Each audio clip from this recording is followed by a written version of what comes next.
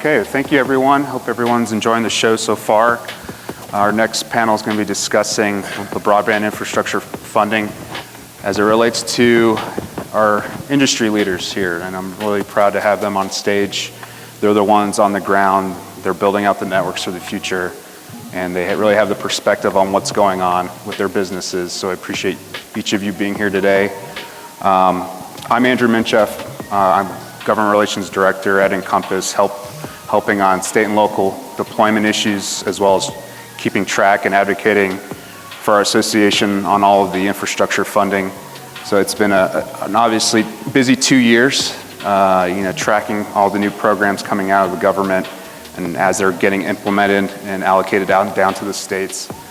So it's been a good experience, but more importantly, being able to represent and work for our members, hearing their concerns on what's happening at the state and local level. But I just want to introduce our members today. Thanks again for being here. I have Tom Spackman, who is CEO of his company Gigabit Fiber out of Dallas, Texas. Michael Galvin, who is Chief Administrative Officer at Granite Telecommunications, based out of Quincy, Massachusetts. Michael's also our Chairman of the Board of Directors at INCOMPAS, so really appreciate his leadership and what he's done for our association over the past several months. Walter Cannon, who is Vice President of Business Development at Zenfi Networks, based in New York City. And last is Kelly McGriff, who is Vice President and Deputy General Counsel at Unity Group, based out of Little Rock, Arkansas, but also locations all around the country, Midwest, Southeast. So each of you really have great positions. You're tremendous business leaders in running your own companies. So we really look forward to hearing from you today. I just want to open it up first to if you could share with our audience not only your business, what you're working on, but more importantly relating to the federal programs, what specific programs you've been involved in. As Chip mentioned, there's been about $100 billion in federal funding. We see with the Infrastructure Act over $48 billion with the BEAD program, as well as Middle Mile and Digital Equity, CARES Act, which included the BIP and Connecting Minority Communities program, as well as the ARPA funding, Capital Projects Funds, $10 billion. So all this amount of money, but how your businesses are looking at it, how you've approached it, if you can share with the audience your look on all of the funding and what you've gone after and what you intend to look at applying for in the future. I'll start with Tom and work our way to Kelly. Tom Spackman, thank you for having me. Dallas, Texas-based metro fiber provider. We also have service down in South Texas. We have applied for grant funds over the years, I would say generally unsuccessfully. We started with BTOP. We ended up losing that to the incumbent RLEC and Co-op. Those guys tend to, have taken most of the money historically in these type of programs. So new entrants, it's difficult to get kind of through that process. We did get some ARPA funds and have deployed some of those over the last 12 or 18 months, primarily because that funding was pushed down to the county level. And so if you could get in front of the right local municipality, you could get some funds to actually go deploy some network in some underserved areas. We also submitted an NTIA, Connecting Minority Communities grant. That's a $263 million program that was really COVID relief money. Was supposed to get pushed out into the market quickly. It hasn't been.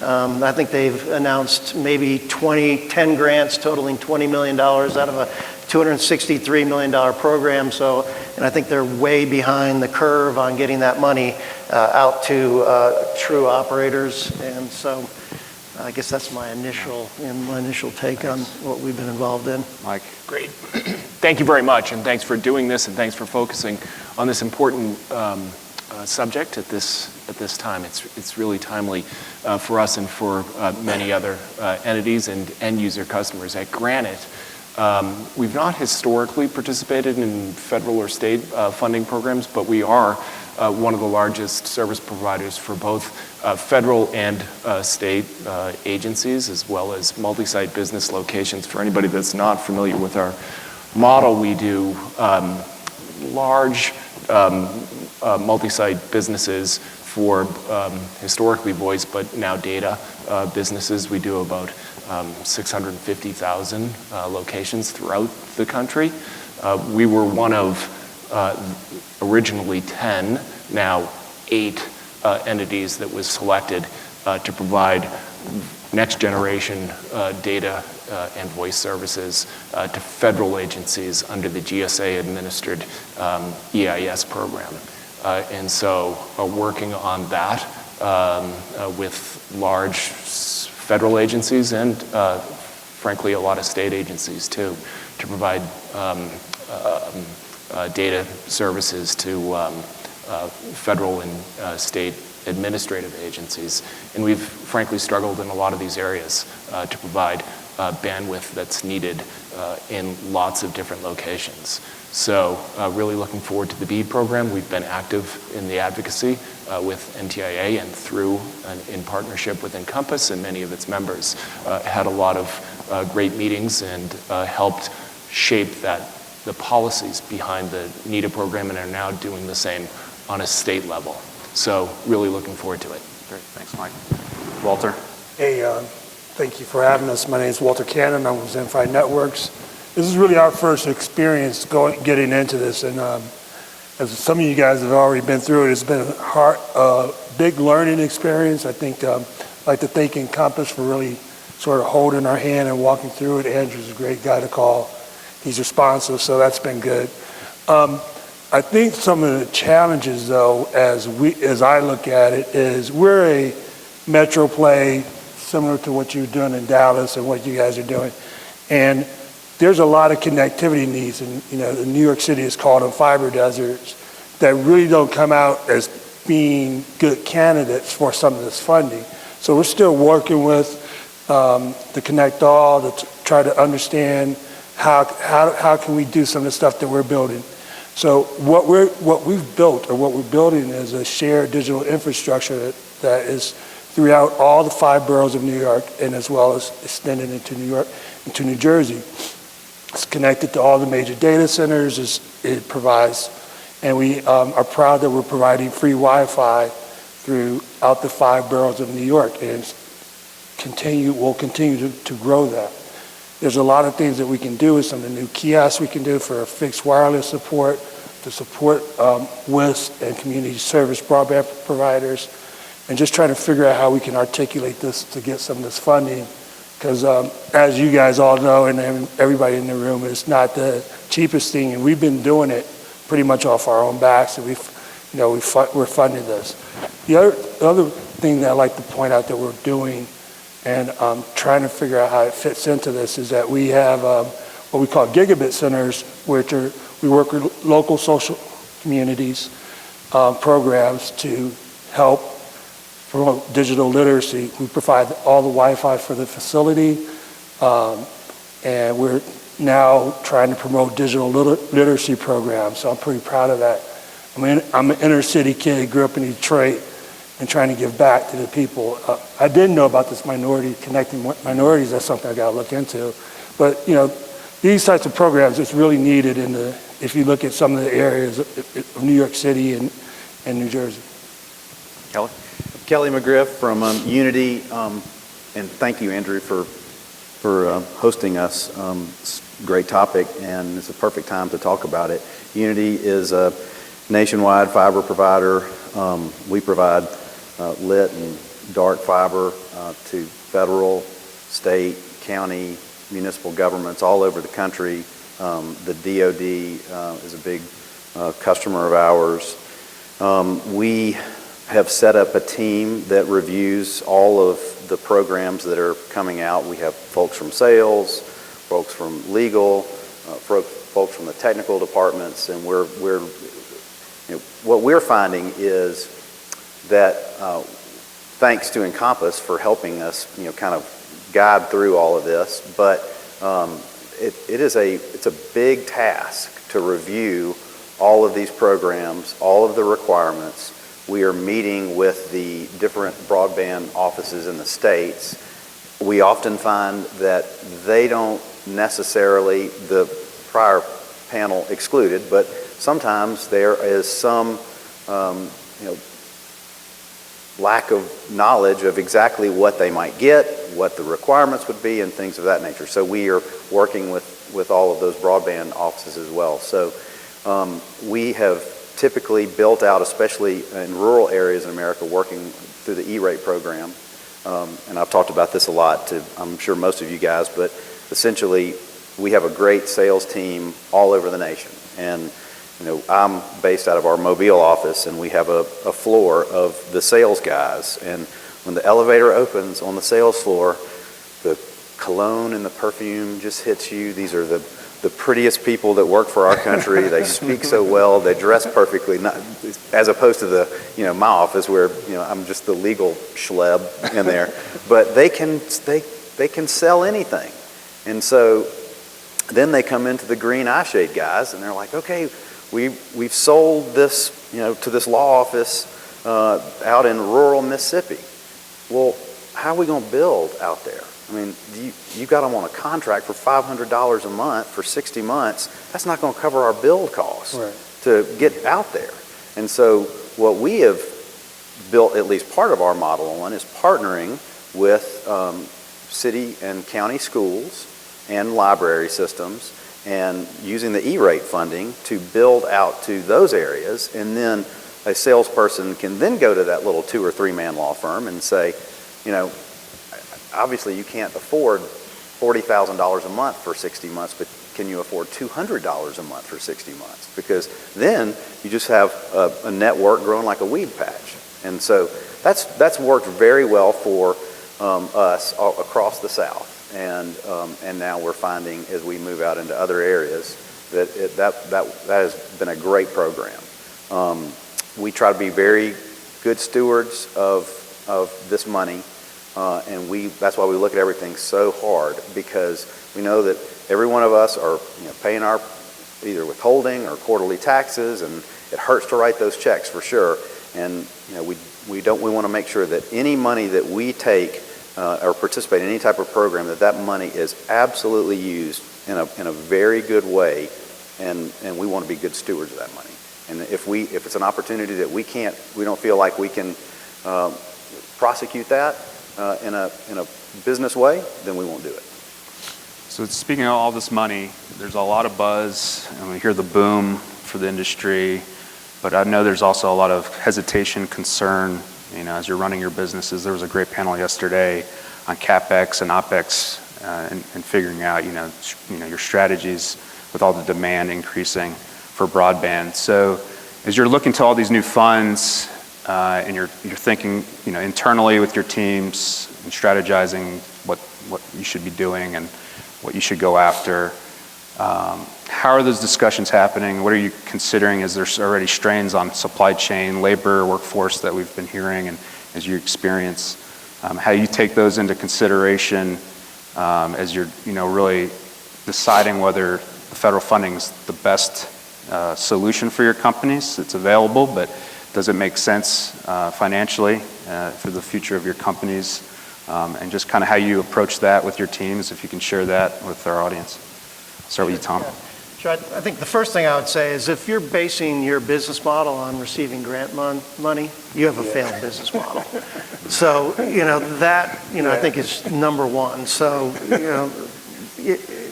so that's, my best, as it relates to supply chain, and I've heard that as a common theme, we're building out aggressively. If you're willing to pay a vendor cash money up front, it's amazing how quickly labor and materials show up on job sites. So I think that, is what our experience has been.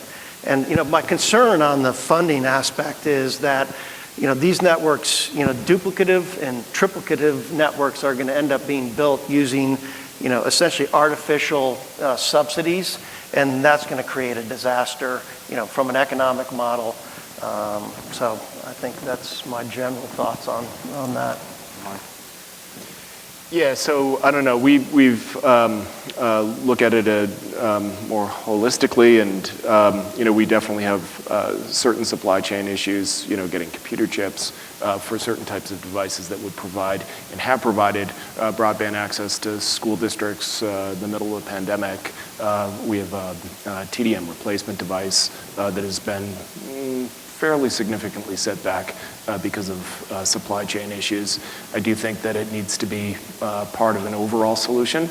I know for a lot of the underlying entities that we do business with, we view it to be a partnership where we will provide anchor tenants in rural geographies to provide a steady income flow to justify the build cost and look at it from that perspective. So I agree with you guys. You can't really run a business based on receiving this money, especially when some of the money is not due to trickle down to 2024 or 2025. You know, I think if I said that to our owners, we would probably be out. I'd get fired.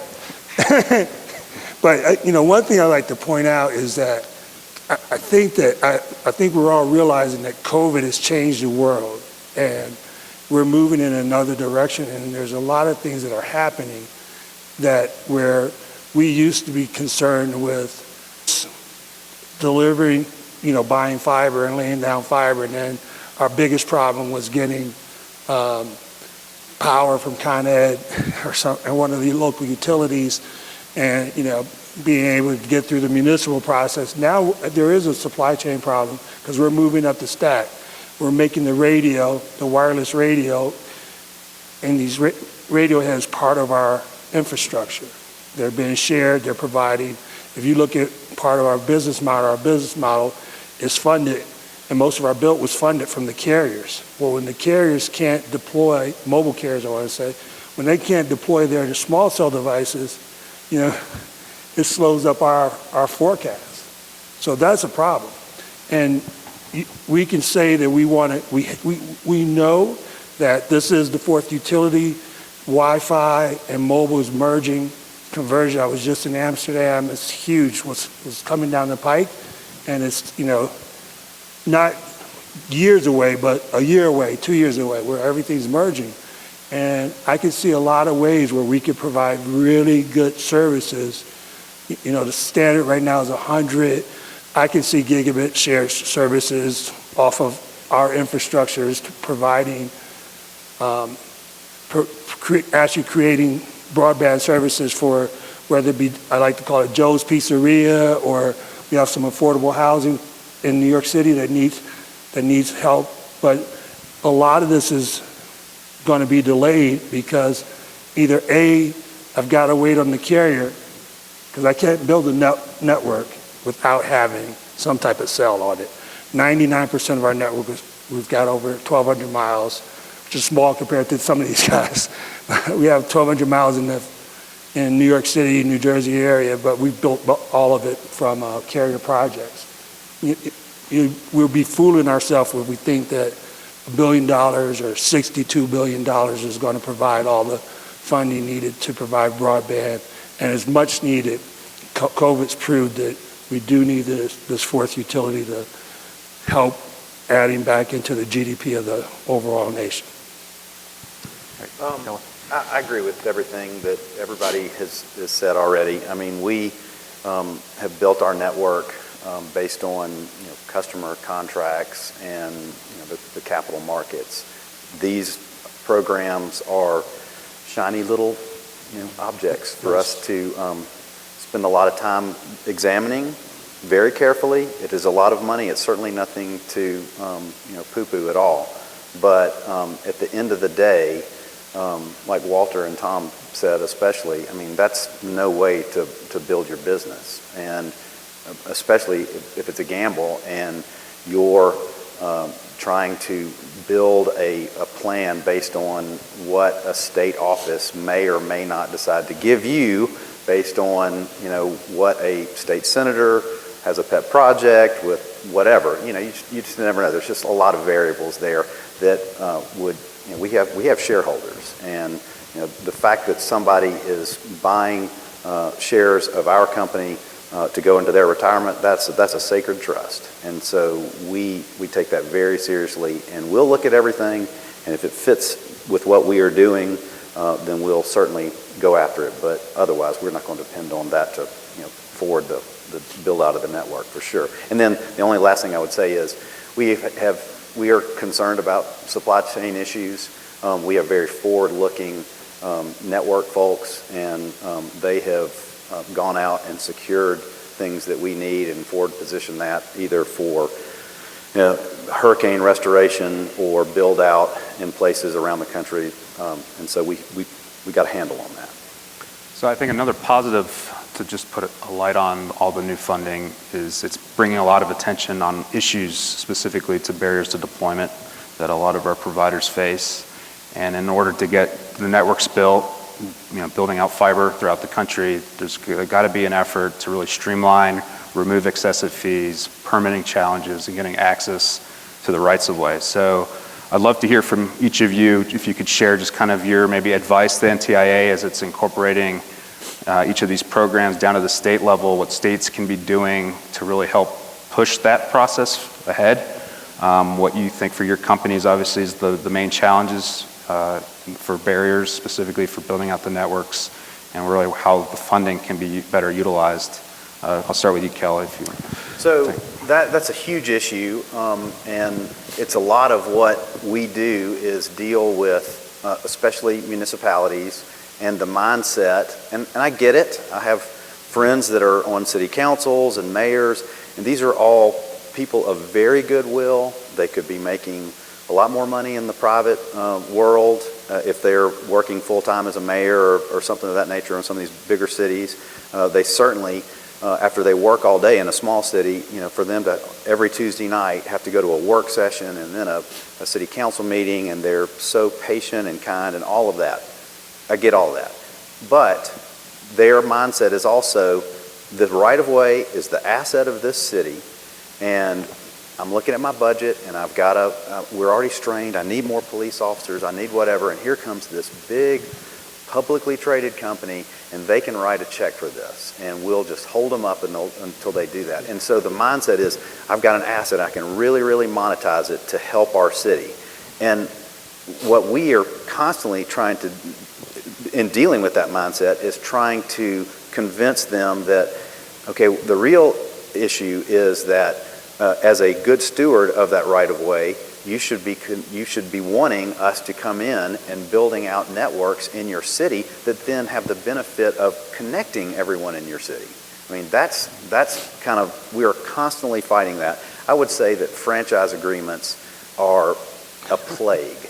And there are some states, Florida comes to mind, where the state legislature has literally had to reach in and take that power from the Florida Municipal Association and the municipalities.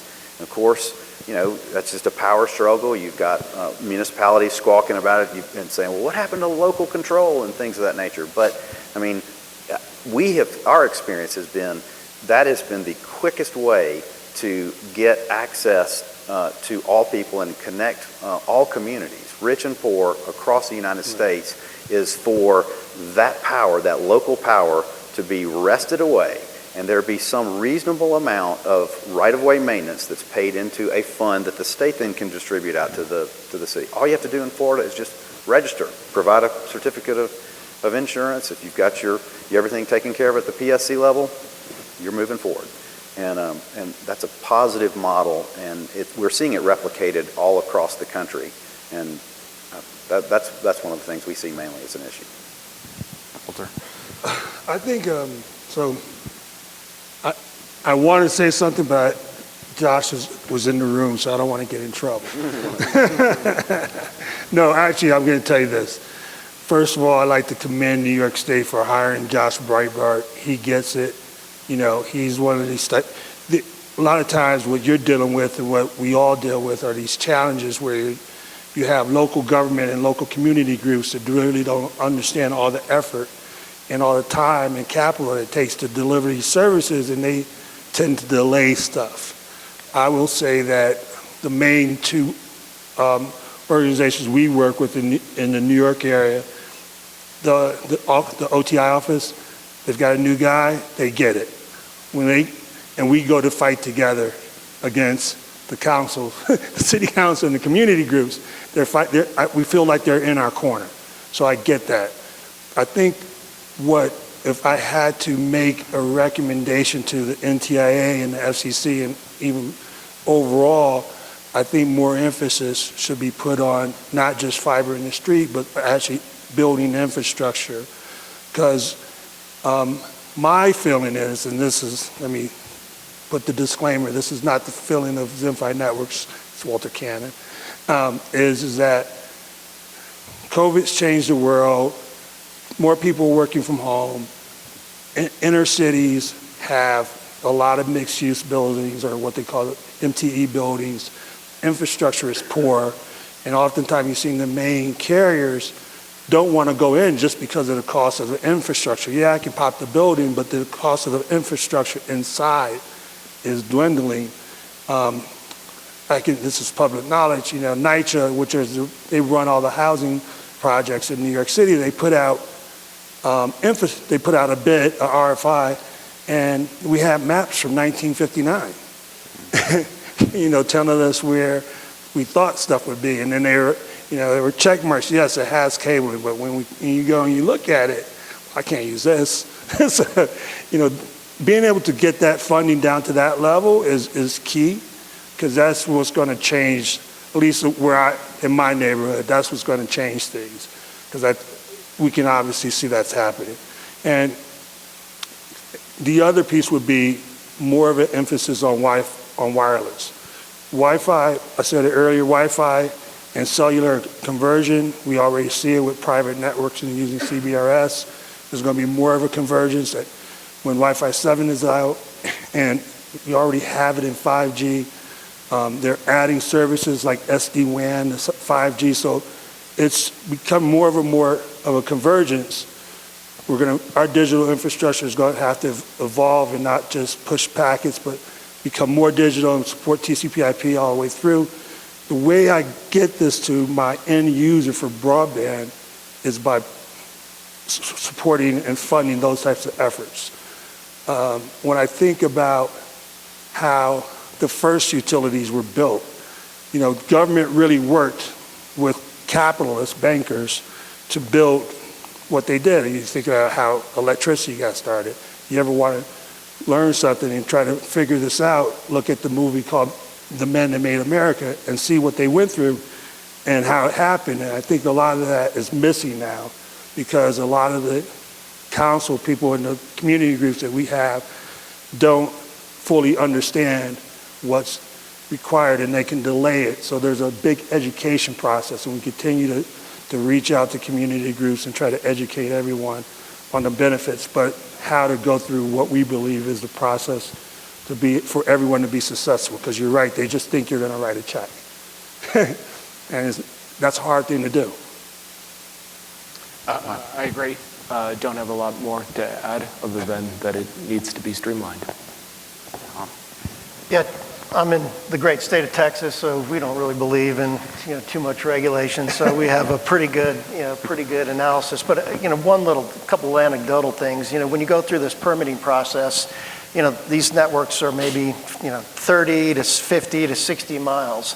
They might require 20 or 30 permits in the process. What's interesting is you begin construction after you get your first permit.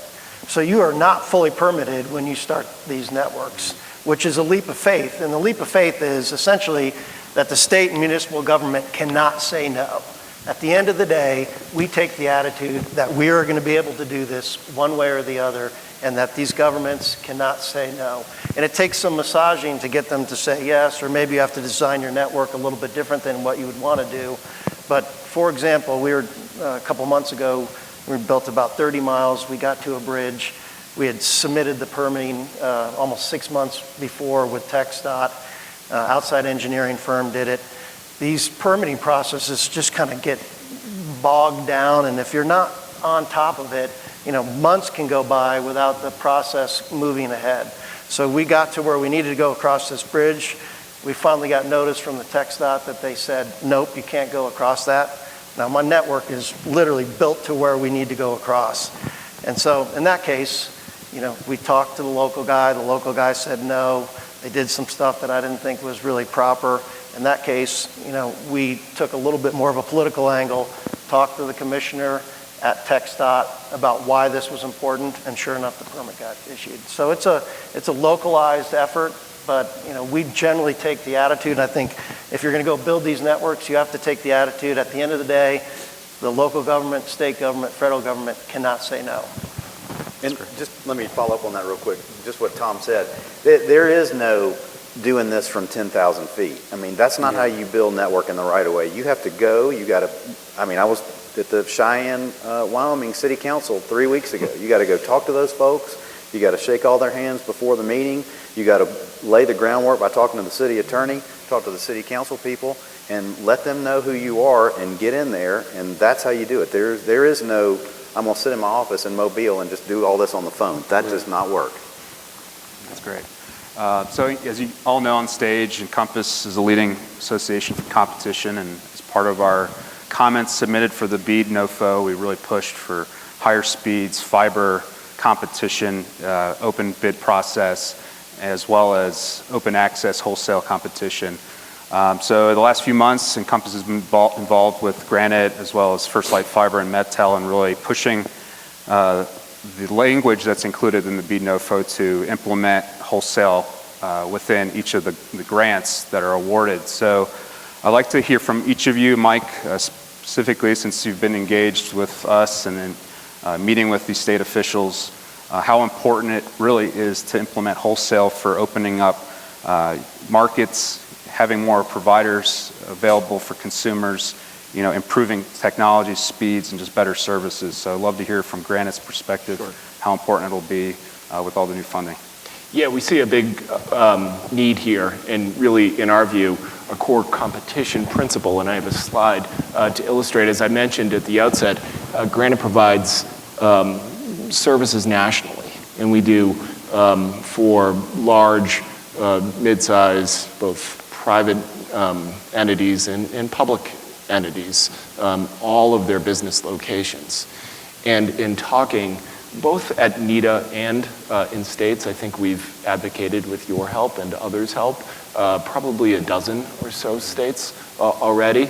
And frankly, it was surprising to some in the process as to where the underserved and unserved locations actually are. I hear in New York City, hearing pockets of those types of locations, and I think it's true and very prevalent, not just in New York City, but frankly throughout the country, because we do business locations that are just that. As I see on the slide here, the post office is a good example because Granite was one of the handful of providers that was asked to provide SD-WAN to convert from TDM infrastructure at most of the post office locations. The post office has 31,000 business locations throughout the United States.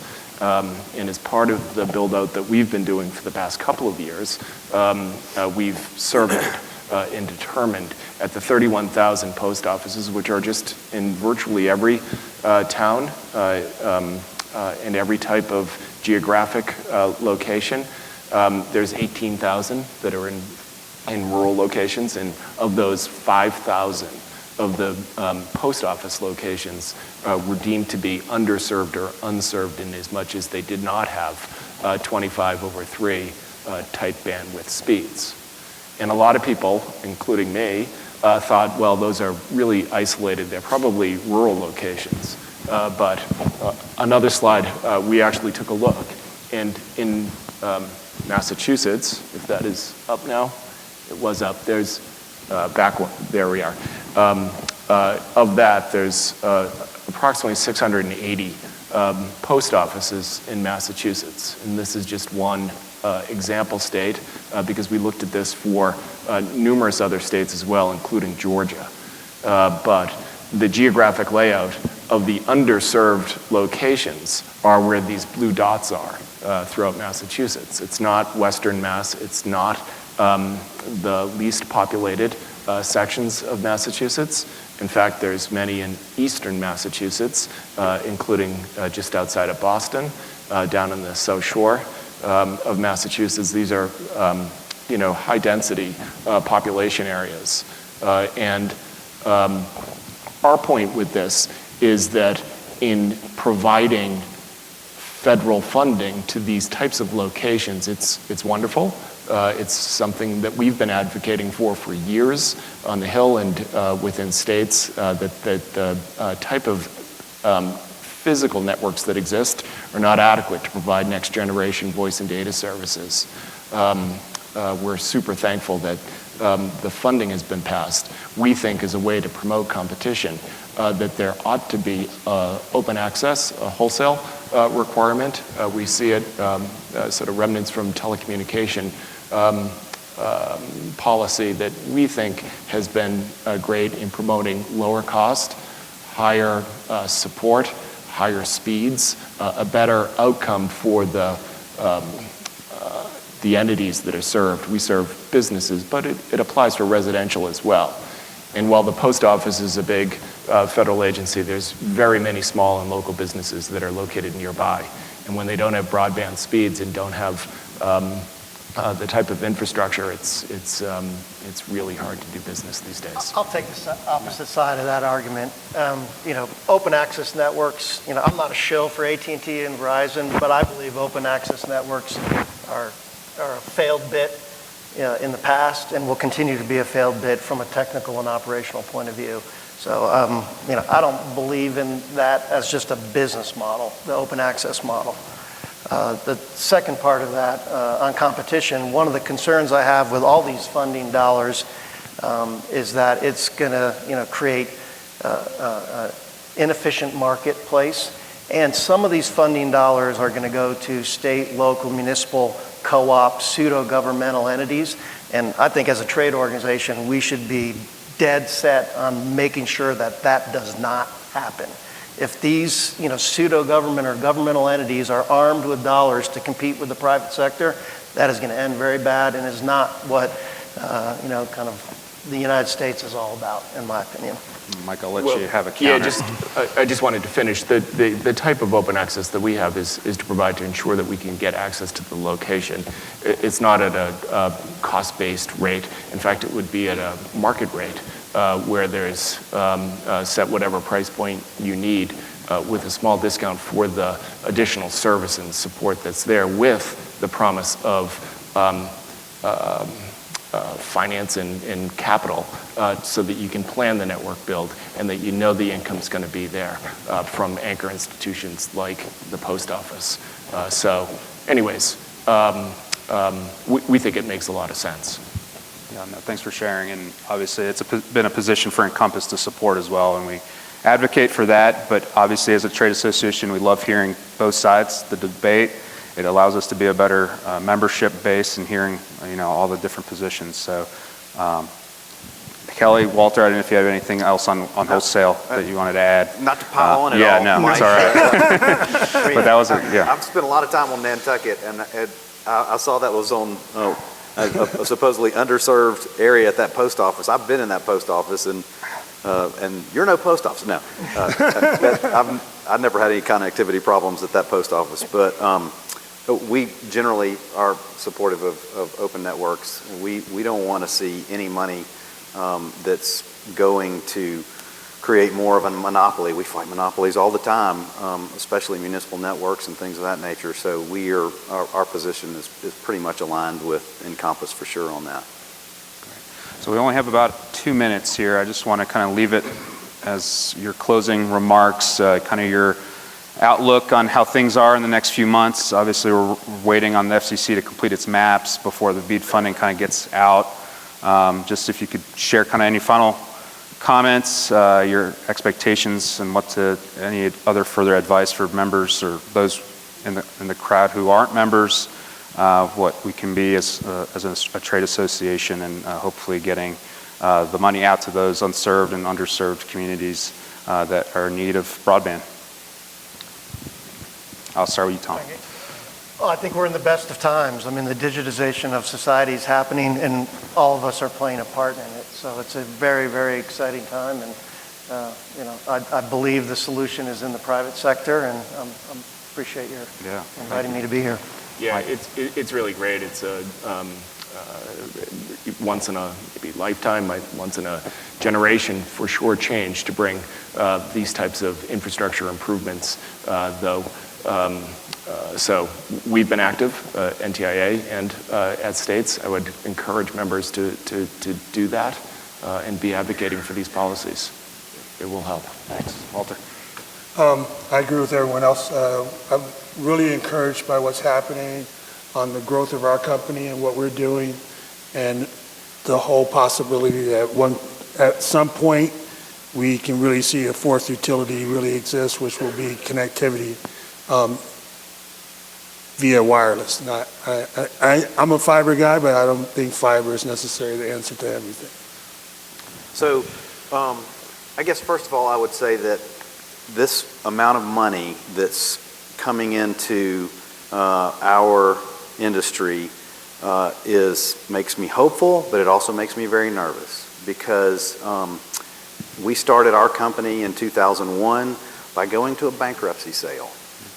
Because some prior iteration of some amount of digitization money from the federal government that was going to save everything got sent out to, people who didn't know how to build networks, and we ended up going to a bankruptcy sale and bought a couple of ditch witches and bucket trucks, and we were off to the races, and that was in 2001. And so I hope that as this money comes out, it gets to people that know how to build in the right of way, and they know how to build networks, and they have the right engineers and the right people to do all that. Number one. Number two, if you're out here and you're not a member of INCOMPAS, I really urge you to join INCOMPAS. If you're on the fence, talk to me afterwards, because if you have any issue at the federal or state level, Chip Pickering will return your call. He will give you his cell phone number. Andrew will call you back. So I really encourage you to go ahead and make the leap and just do it, because this is a great group and they've always got your best interest at heart. Thank you so much, Kelly. And I thank all of you panelists for joining me today and sharing really a great discussion on each of your businesses, how we anticipate all the funding going out and how it's going to work hopefully in the future.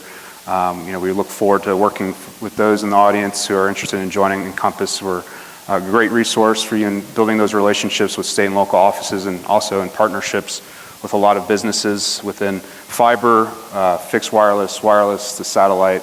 We're really across the board technology associations. So we really look forward to working with those who are involved and interested in infrastructure funding. But please join me in thanking our panel today.